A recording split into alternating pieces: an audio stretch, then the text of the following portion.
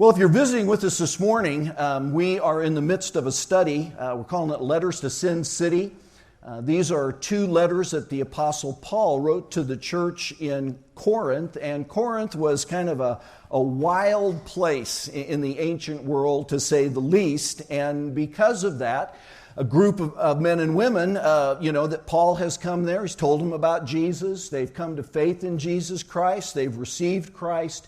But when we look at what's going on, we get a sense that, first of all, there must be a lot of, you might call, spiritual immaturity in that congregation, because they're having a lot of problems that Paul addresses. And then, secondly, it's almost as if they don't understand that the daily relationship with Jesus Christ, it's always a matter that there's a simplicity here, but it's always a matter of allowing Christ to be Lord in our life. And the battle that always goes on is that our old ego is always fighting to take control. And when the ego takes control, Paul refers to that as living in the flesh.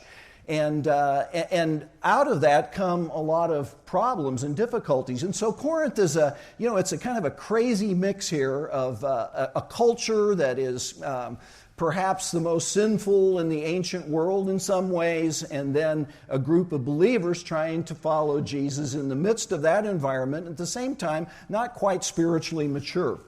We've really, up until this point, been looking at the problems that Paul addresses, and he addresses those in the first 6 chapters. And then when we get to chapter 7, and I'm going to actually try and get through the entire chapter this morning. There's actually 40 verses in it, so it's kind of a long chapter. But when we get there, Paul begins to answer a series of questions, and the rest of this first letter will be Paul's answers to those questions. And we know that he's now addressing questions because chapter 7 begins with his statement, "Now for the matters you wrote about." So he's received a letter from them asking a series of questions, and now he's going to begin to address them. And the first question is really, it's kind of fun, I think. Well, I think we'll have a good time this morning. I don't know. Maybe we'll hate this morning. But the first question really is this: is it good for a man not to touch a woman? Now, what I want to do this morning is kind of 3 objectives. Number 1 is I want to explain to you what does that mean, first of all. And then secondly, how does Paul answer this question? And third, try and figure out some ways that this might, apply to us in our personal lives and our lives as a church together. So let me begin by reading a number of verses out of the beginning of chapter 7 here. Paul writes this: "Now concerning the things about which you wrote, it's good for a man not to touch a woman, but because of immoralities, each man is to have his own wife, and each woman is to have her own husband. The husband must fulfill his duty to his wife, and likewise also the wife to her husband. The wife does not have authority over her own body, but the husband does, and likewise also the husband does not have authority over his own body, but the wife does. Stop depriving one another, except by agreement for a time, so that you may devote yourselves to prayer and come together again, so that Satan will not tempt you because of your lack of self-control.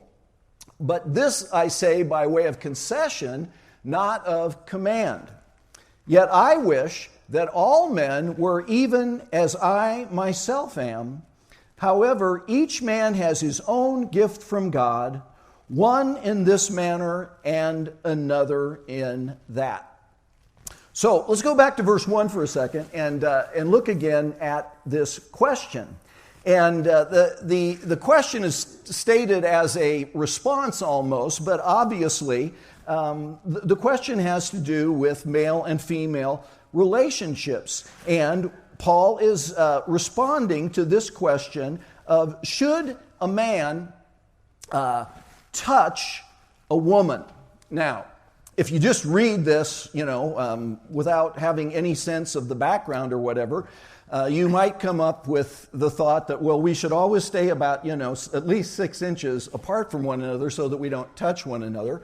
But touch actually, in this context, and this was true in the ancient world of Paul's time, was a euphemism for sexual relationships. And so the real question here is it good for a man not to have a sexual relationship with a woman?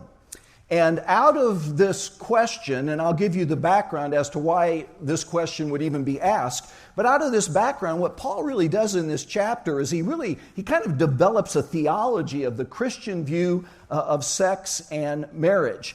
And I think the question has a lot of other questions that kind of come out of it, and I'm going to try to address a number of these this morning. But remember, this is a question being asked in this culture of Corinth, and there's a lot of misunderstanding about these kinds of relationships, particularly in terms of what the culture of the church is supposed to look like. And so when you look at this one question, I've identified, I think, at least 7 smaller questions that really are part of how Paul answers this larger question, again, about Christian male and female relationships. So, initially he's going to talk a little bit about what's appropriate in male and female relationships. He's going to have to address this issue of the sexual relationship within marriage. He's actually going to talk about marriage itself, because there's some bad theology going on in the midst of the church about marriage, and you'll see what that is as we move on. And then these questions about, wait a minute, so what happens if my husband or my wife is not a believer? Should I leave him? In other words, should I divorce them? What if my non-believing spouse leaves me? What should I do? What about divorce? And what about remarriage? So there's a lot of issues going on under the surface here that all tie back into this initial question that Paul is responding to. Now remember also, if you remember what the last time that I taught on chapter 6, you might remember that the issue there was promiscuity and immorality, and the fact that, again, part of the culture of Corinth was that, that most men engaged in relationships with, quote, sacred prostitutes. And so Paul there has just finished, calling the church to the cessation of immorality and telling the guys, you got to quit engaging here with sacred prostitutes. And there's sort of a logic to that if you think about it, where you could almost be asking the question, well, how does all that then pan out in the context of marriage? And so Paul begins to address all of this. And the first thing he addresses in his answers to these questions, almost the first 2 little questions there, he's going to address, well, what is the proper relationship between a Christian man and woman? And he's going to actually be answering the question, should Christians abstain from all sexual relationships, including within marriage? And again, I'll try and explain to you why that would even have been an issue here in Corinth. It's fascinating that, again, we talked a little bit, and I've talked about it a couple of times, about the philosophy of dualism. And in the Greek world, there were a lot of versions of this, but it was quite common for the Greek philosophical mindset, which then kind of drifted down to, people on the street, to think about a very real division between that which was spiritual and that which was material, and sort of this division between the two. And that way of thinking was known as dualism. Eventually, it developed into what was called Gnosticism a little further on. But the idea was this, that there was the sacred, those things that only existed in the spiritual realm, and that higher realm was where good existed. But that there was also this lower realm of the material, which obviously, that we live in, and things pertaining to the physical world, and this kind of what was thought of as the lower realm, and that particularly in dualism and eventually in Gnosticism, anything having to do with this lower level was either bad or evil or irrelevant. And what that produced generally was two very different approaches to life if this was the way you were thinking. One was what we've kind of referred to as sort of the libertine way of thinking, which is what chapter 6 addresses. And remember that one of the little phrases, and we're going to hit it as we move on, maybe next week, I think, in Corinthians, but they had this slogan that, all things are permissible. And so one of the ways that grace was distorted and kind of tapped into this thinking about dualism was that what you did in the physical world didn't make any difference in terms of your spiritual life. And therefore, all things are permissible, so I can continue to engage in, sacred prostitution. I can engage in immorality. We think that probably a little bit of this goes all the way back to the member of the church that's living in the incestuous relationship, with his stepmom. But one of the outcomes of this way of thinking was this libertine, sometimes referred to as antinomianism, which simply means against the law. But the other way that it worked itself out was that if only the spiritual was good, and if anything having to do with the material world was evil, then the approach to spirituality became what we would call asceticism. And that is that in order to grow spiritually or being in the right relationship with God, you had to do everything possible to put down or put away anything that had to do with the material world. And one of those issues was this issue of sexual relationships. And so on the one hand, the libertines kind of said, well, grace covers this. You can kind of do anything you want. It's an extreme of sort of this cheap grace position.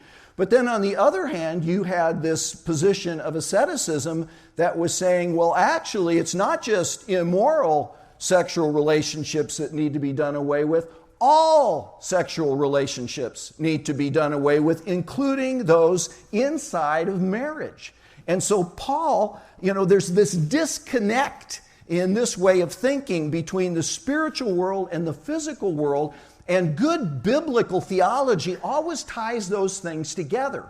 And so what Paul does is he's going to kind of use this issue or this problem, and what he's going to do is take sort of the half-truths that are contained in some of what was being taught there in the church, and he's going to turn them into whole truths. And so, for instance, when this question is asked, is it good for a man not to touch a woman? What Paul is going to say is yes, under certain circumstances, but no under others. So what is it? When is this abstinence from sexual relationships a good thing? And he really kind of hits just a couple of things here. I think he talks about three reasons where you would say, yes, it's good not to. By the way, this gets kind of confusing because there's double negatives here. And so what he's saying here is, when is it good to not engage in these kind of relationships? And the first thing he says is, well, if you're not married. And of course, that goes back to chapter 6. And if you're not married, it's always good not to. All right? You got that there? All right? So that, and he's, he will flesh this out, kind of repeatedly throughout this chapter. Secondly, he says that if you do, abstain within marriage from a sexual relationship, you should only do it by mutual agreement for a period of time in order to have a more intensive time of prayer. It's almost like fasting from food. The reason that you fast from food is that it's intended to be a time where you focus and concentrate more on prayer. And so Paul is saying, well, listen, if a husband and a wife decide that, they want to have a more intensive time of prayer, and in order to facilitate that they should, put sex on pause, well, yes, that's a good time not to touch. So that's the second reason. And then, the third reason is this, is that if a person is both gifted and called to a lifestyle of celibacy, and of course, Paul was called to that. But what Paul's going to do, and again, remember, he's up against people that are saying that all of this is wrong. Now, he himself is a celibate, but he's also going to show how not everybody has that calling. And not only not that calling, but the gift. And that's pretty interesting that he's identifying here that celibacy is actually a spiritual gift, something that's imparted by the Holy Spirit to someone when they come into relationship with Christ. So yes, it's good not to under certain circumstances. But no, it's not good not to. I think that's a double negative or something. I don't know what you refer to that, no, there's a time when it's good. When is it good to touch a man or a woman? And the answer is probably pretty obvious from when it's good not to touch. First of all, when you're married. And so this is a real strong statement that Paul is making to those that are saying that sex is wrong even in marriage. Now, by the way, this was the position of the early church. This was the position of the entire Old Testament and the Jewish community, that when God created us in His image, He created us male and female, and He saw it was very good. And then He said, be fruitful and multiply. And then He said, a man shall leave his father and mother, cleave to his wife. They're going to become one flesh. All of that was a theology that was, combining the spiritual and the material, but really saying that, that this is a part of the way God has designed us, and within the proper context, it's a good thing.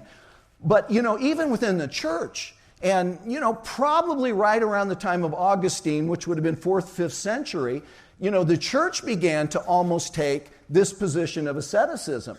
And it really began to, teach things like you should abstain, even in marriage, other than for procreation. That if you actually enjoy sexual relationships in marriage, it's sin. And all of that women were, frankly, again, within the church at this point in time, women were sort of evil in and of themselves, and you really needed to stay away from them. And all of this coming out of sort of this distorted, asceticism that had creeped into the church. And really, it was a sad thing, because what we know historically is that almost, I don't know what the percentage would be, but we know even the popes were having affairs. So they've sort of said no, and celibacy for the priests come into this. And the problem is a lot of guys that are priests don't have the gift of celibacy. And what happens is disaster. So when we talked about, again, what had happened in our own time within the Catholic Church, one of the statistics that was thrown out, and I don't know whether it's accurate or not, was that 52% of all priests are engaged sexually outside of marriage. I mean, but what Paul is saying is, hey, don't try and make somebody celibate that doesn't have the gift and the call to be that. But if you have that gift, then it actually is, it is not good. Wait, did I say that right? Yeah, if you're not gifted and not called, then it's not good not to touch. Okay, so again, but within the context of marriage, obviously, and then that's kind of his main thing. But he really is going to push as we move through the chapter to say, hey, if you aren't gifted and called for celibacy, you need to get married probably, because.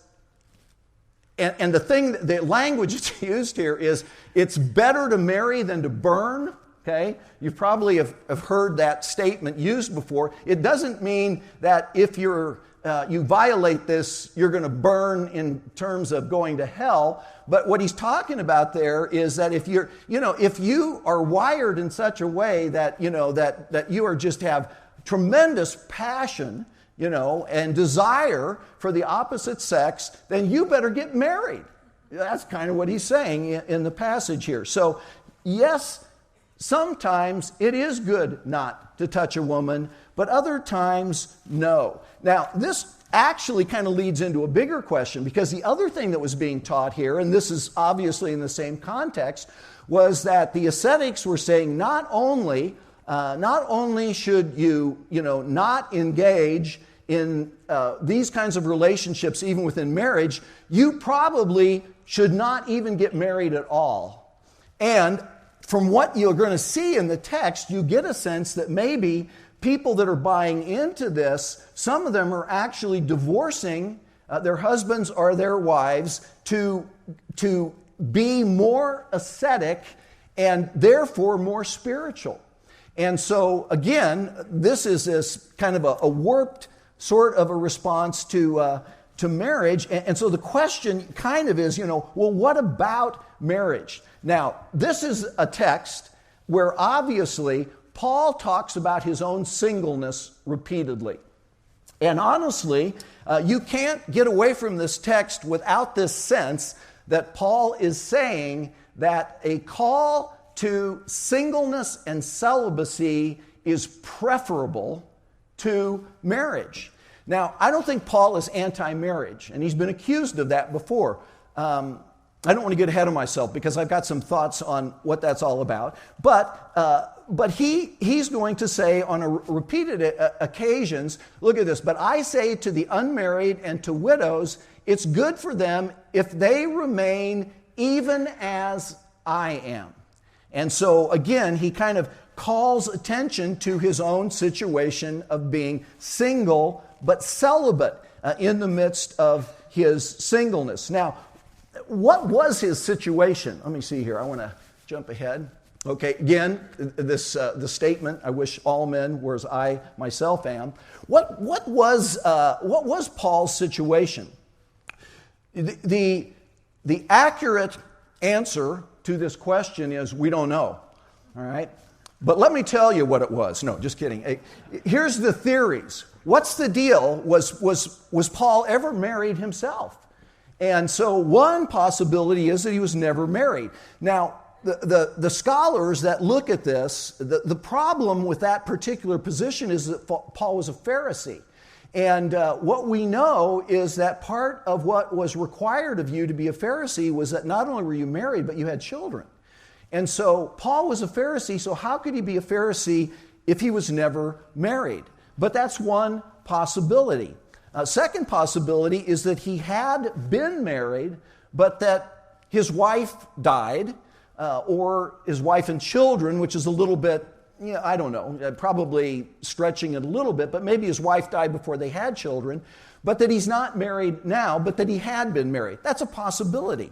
The third possibility, and this happened frequently, particularly within the Jewish world, which Paul was a part of, was that he had been married, but his wife abandoned him when he became a believer.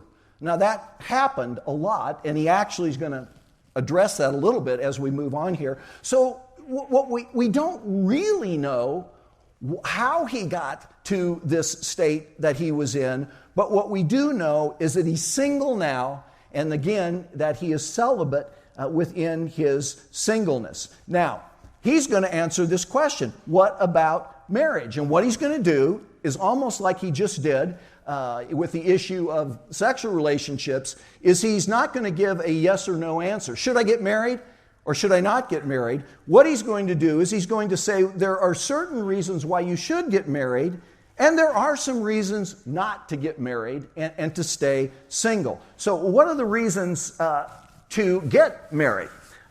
You could almost guess what they are because they tie into what we've looked at. But he really kind of gives three reasons here that you should get married. One is to avoid immorality. And so he opens up, the text that we read a little early, he opens right up by saying, but because of immoralities, each man should have his wife and each wife should have her husband. And so marriage, if you are in a situation where you're going to be prone toward immorality, yes, you should get married. Second reason for getting married ties back in again, and that simply is if you aren't gifted and called to singleness and celibacy, you should get married. That is the preferable relationship. And the third one, which is going to come a little bit later down, and one of the things that has really tripped people up or confused them about this passage is there's going to be all these references to virgins at the end of the chapter, and, should you marry your virgin? Should you allow your virgin to get married? All of this. Well, in this context, it's talking about engagement, and that if you are currently engaged, then your fiancée, she's who's being referred to here by the term virgin. She's an unmarried woman, and she's been chaste. And so if you're engaged and you really think the right thing to do is to move forward and get married, then that's a good reason to get married. Again, think about this for a second. One of the things he's going to talk about in terms of why not to get married, he makes a reference to the present situation. So think about this. They're in Corinth, part of the Roman Empire, probably around 54 to 55 AD. And in 54, 55, 56, and these dates are really hard to nail down, particularly in terms of when Paul is writing the letters. It's the end of the reign of an emperor by the name of Claudius. And Claudius was anti-Jew and anti-Christian. And you might remember back when we were looking at the introduction to the letter of Corinth, that when Paul goes to Corinth in the book of Acts, he meets this couple, Priscilla and Aquila, and the book tells us that they've been driven out of Rome by Claudius. And in 52 AD, we know that the emperor got so angry at Jews and Christians, and there could be some sense that there was the tension going on because he didn't even know the difference at that point in time. He just thought, that, as many people did, that the Christians were simply a sect of Judaism. But whatever was going on there, he expelled them all from Rome. And so at the point in time, right at the end here of Claudius's reign, persecution was a reality for the early church. And Paul, he talks about that in reasons for maybe not getting married. But then think about the fact that it's only a few years later, and when Claudius dies, the next emperor is a guy by the name of Nero. And most of us know him as a really bad guy because ultimately he's going to be the guy that crucifies Peter upside down and has Paul's head cut off. So he's going to get bad, but initially he wasn't a really a big persecutor of the church. So think about when Paul writes Ephesians, for instance. His view of marriage in Ephesians is, it's like husbands, love your wives like Christ loved the church. And then he uses the marriage relationship as a metaphor of what the body of Christ in relationship to Jesus is supposed to be. So his view of marriage a little bit later on has really changed, and you got to believe it's because some of the circumstances have changed. And also I get this sense that, again, much of what he writes to these guys has to do with what's going on with these guys and the mindset of the church there that is questioning his authority and has a lot of kind of bad teaching going on. So understand that Paul's not anti-marriage again, that there are reasons to get married and reasons not to get married. So we've looked a little bit at the reasons to get married. So what are the reasons not to get married or to stay single? This is single man. A lot of you think the S is for super, but I just thought he was a good illustration of staying single. Obviously, none of you did. Anyway. So what would be the reasons not to get married or to stay single? Well, first of all, it would be that if you have that call to celibacy. And so again, Paul says, that it's good for them to remain even as I. So in other words, if there is a call to celibacy, don't get married. Stay single.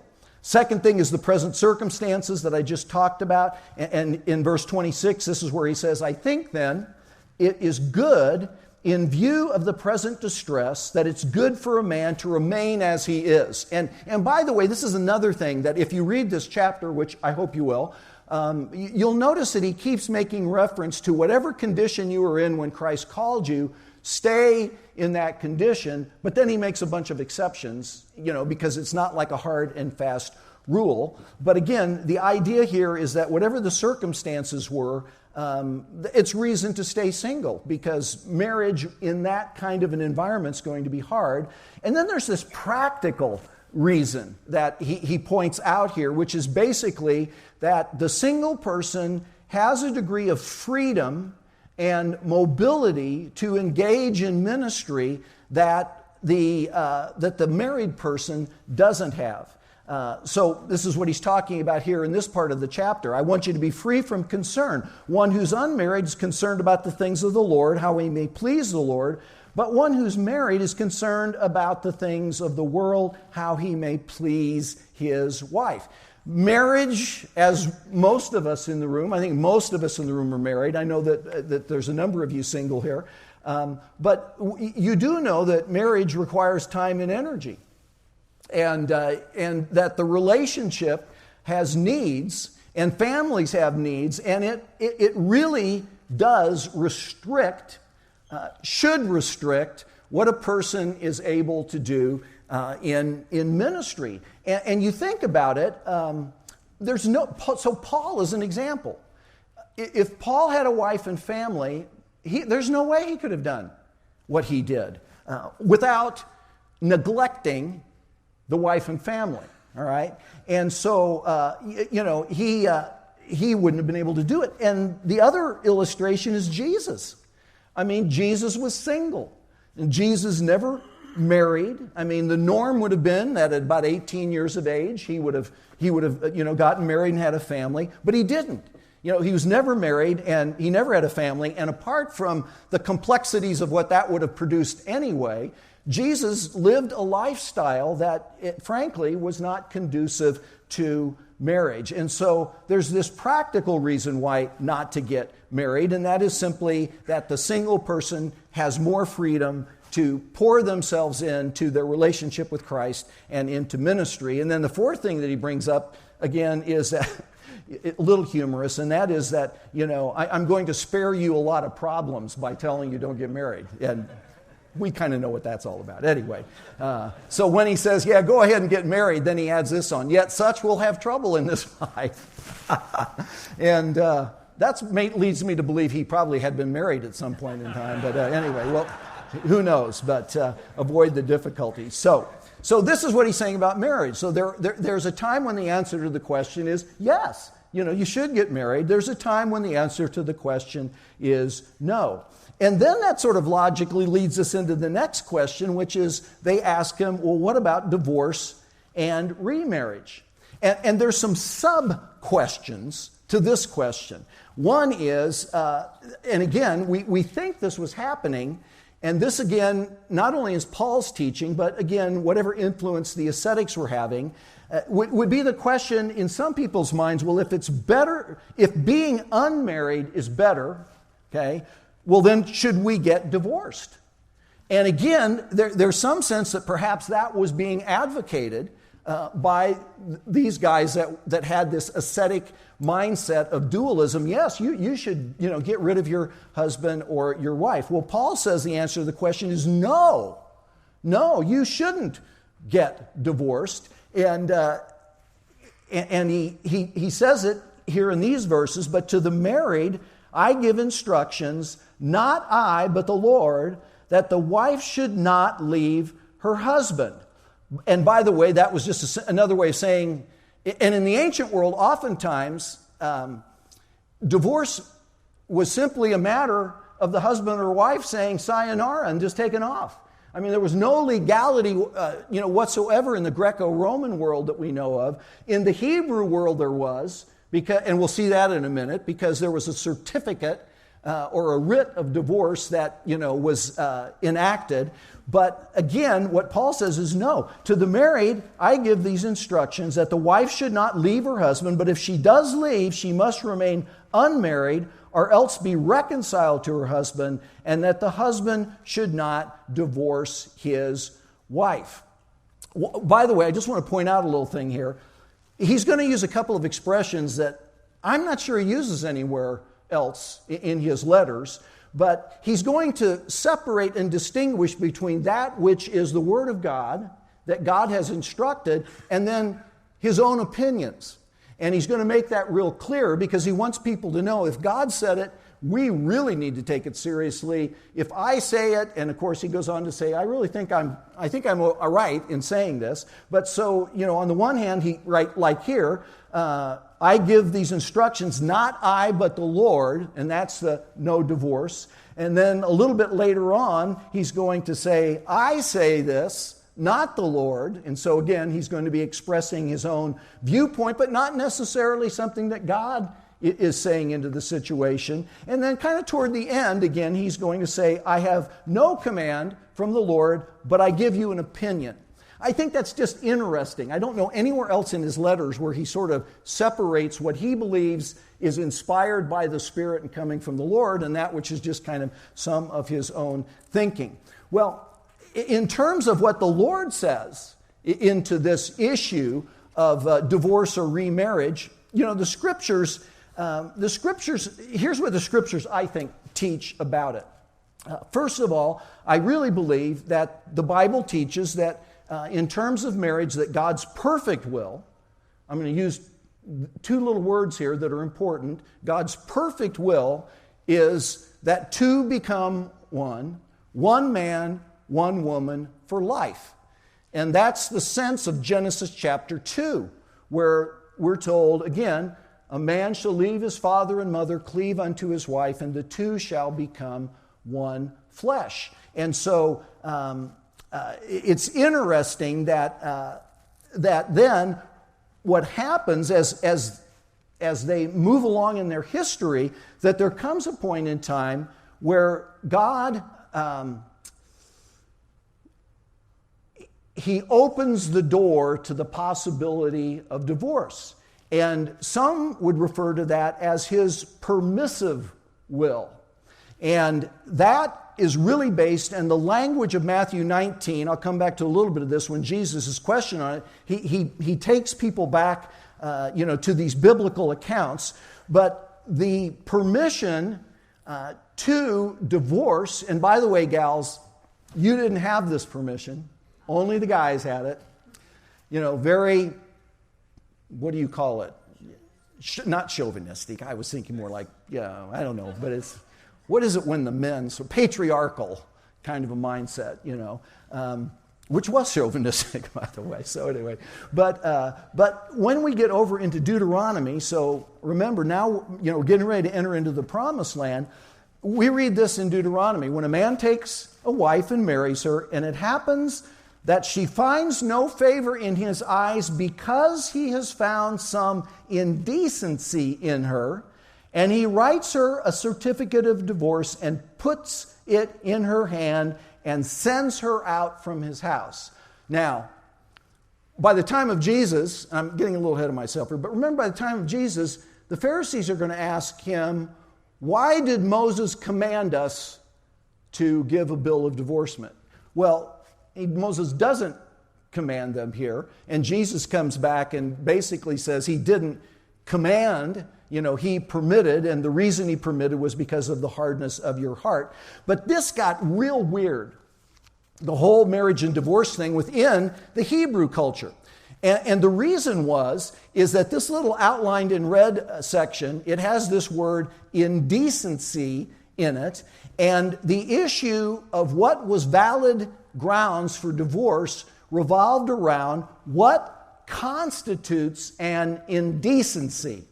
Now, to make it even more problematic, the word that appears here is only used 2 times in all of the Old Testament. And the first is here, or second is here, and the only other time that it is used was for someone that didn't cover up their doo-doo in the camp. All right? If you didn't dig your little hole and cover it up, it was called an indecency. And this is the Bible. This isn't me. I'm not being crude here. Anyway, just saying. So how do you apply that? How do you apply that to, well, wait a minute, what's an indecency? And by the time of the end of the Old Testament, it was already being abused in terms of how this was being defined. So the very last book of the Old Testament, 450 years before Christ, the prophet, God speaks through the prophet Malachi, and he really confronts the people about two things. Number one, they aren't giving their tithe. And so God says, you're robbing me. And then the second big issue of Malachi is you're putting away, the wife of your youth. In other words, you're divorcing your wives, and you don't have valid reason to do that. Now, by the time of Jesus, there are two primary schools of thought on this, and it has a lot to do with how Jesus responds to the question. There was a school of thought called the Shammai school, and I'm going to use my little picture on the right to illustrate Shammai because they were the real sort of ultra-conservative, orthodox branch of Judaism at the time of Christ, and they believed that indecency only meant adultery. And so if you were, in conversation with one of these guys, their mindset would be there's only a single ground for divorce. But the other guys, the Hillel school of thought, they were kind of the liberals of their time, and they took this word and they gave it all kinds of meanings and rationale for why can a man put away his wife. So here's some of them. Impropriety, flirting, being mean to your husband's parents, yelling at your husband loud enough that the neighbors hear, indecent exposure, wearing your hair suggestively, embarrassing your husband, burning the biscuits, spoiling dinner, and just kind of generically, if you no longer please your husband. Those all constituted indecency within this school of thought. So in Matthew chapter 19, one of these guys comes and asks Jesus a question. And the question is it right to divorce a woman, and the exact phrase that's used is for any and every reason. And they're kind of asking, who's right here? Are the guys that say, hey, burns the toast, good reason to get rid of her. Anyway, and of course, Jesus kind of sides in Matthew chapter 19. He definitely sides on the conservative side of things. And he says, no, there's only one valid reason, and that's adultery. Now, I'm already out of time. This is a whole session, so just hang with me here for a second. I'm not going to go into depth on that. But remember, when he says that, what do the disciples say to him? The disciples say, if the relationship of the man and his wife is like this, it's better not to marry. I mean, this was kind of radical. Again, although it was, part of sort of what had happened. People that want what are the biblical grounds for divorce? Normally, that are real concerned about what the Bible says, normally will give three reasons. Now, some people, I should say this, we have these Shammais and Hillels in our day about every single issue that's controversial, basically. Not literally, but you got people that are landing, and in our group, we're going to have people that are land in different, places on sort of questionable issues. But here, biblical scholars believe that in this text, and I'm out of time. In this text that Paul, a little bit later on, he's going to say, if your husband leaves, let him go. Or if your wife leaves, let her go. And so one of the ways that's been applied is that a second grounds for divorce biblically is desertion, if the husband or wife deserts. And then normally, and this isn't really from this text, but just to kind of round it out, is I would say that sort of down the center of the fairway between the two extreme positions, that most Christian leaders have also said that in cases of extreme abuse, and but whether it's physical or emotional, that there are times when literally the life of the person is at risk, and that would constitute also biblical grounds. Not everybody's going to agree with those positions, but again, what's happened here is that now Paul's saying, well, how do we deal with this? And by the way, I think the two great errors of our time in this area, even within the church, are number one, to use divorce as the first option, which it shouldn't be. I mean, it should be the last option when you're struggling in a relationship. And the second error, and it's not so true probably in our context, but I know it has been true historically, even in our lifetime, is to treat divorce as the unforgivable sin. And oftentimes, back when it was much rarer than it is now, I mean, people that got divorced were kind of oftentimes just shunned, basically, and treated like, that they'd committed the unforgivable sin. You probably know the quote, or heard the quote from Ruth Graham. She was asked one time whether or not that whether she had ever considered or thought about divorce from Billy. And her response was, divorce, no. Murder, yes. It's funny, but it's also not something you should probably say, because the reality is that oftentimes that is what happens. So, there are other options. I think that's what Allison taught me the first time I talked about this verse. Is it, divorce or murder? And I think Allison said, there's other options. There's always other options here. So anyway, let me just close with this. There are 5 real quick questions, and I'm not even going to go into them because I'm already over time. But there's 5 other really quick questions that are asked here. But I think if I were to get to kind of the bottom line of everything that Paul talks about here, I think that maybe the most important... a second here. That's your husband leaving. Sorry. Okay. I'm going to get here toward the end. All right. Okay. I think this is sort of the bottom line of what Paul's trying to say, and I think this is applicable to us, even if we aren't dealing with this specific issue. And so he says to them this, but I say, brethren, the time has been shortened.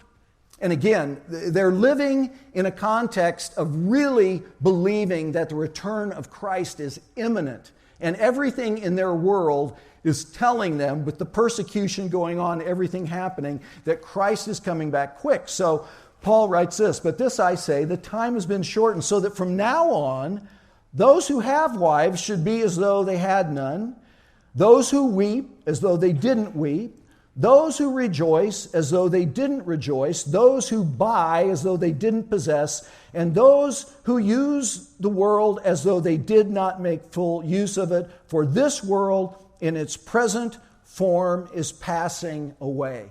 And I think what he's saying there is that he's calling them and us to sort of a sense of urgency as we live our lives, that with the reality of Christ coming again, we should hold everything kind of lightly. We should keep Christ and His kingdom first, and that we should always remember that this world and the old order is going to pass away. Let's pray together. Lord, a lot of content here, and we just pray for all of us in this room. We're probably have somebody in almost every one of these little categories today, and Lord, I pray that you would use your word and your spirit to speak into situations that people are struggling with. Lord, for those of us that are married, we really pray that you would reign in each of our lives so that the way we treat each other would be honoring to you and would reflect your love for your body, which is your bride. Lord, for those that have been through divorce and still have some kind of guilt going on. Lord, just give them that confidence that there's forgiveness and there's grace and we move on. And Lord, I just pray you minister to those folks. For those that are trying to make maybe the decision, do I get married, do I not get married, what am I being called to? Lord, just give wisdom in all of this. And again, we're grateful, Lord Jesus, that as we walk with you, you try to make things really clear for us so that we don't wander around in the fog. And we thank you for this time in your word this morning. Amen.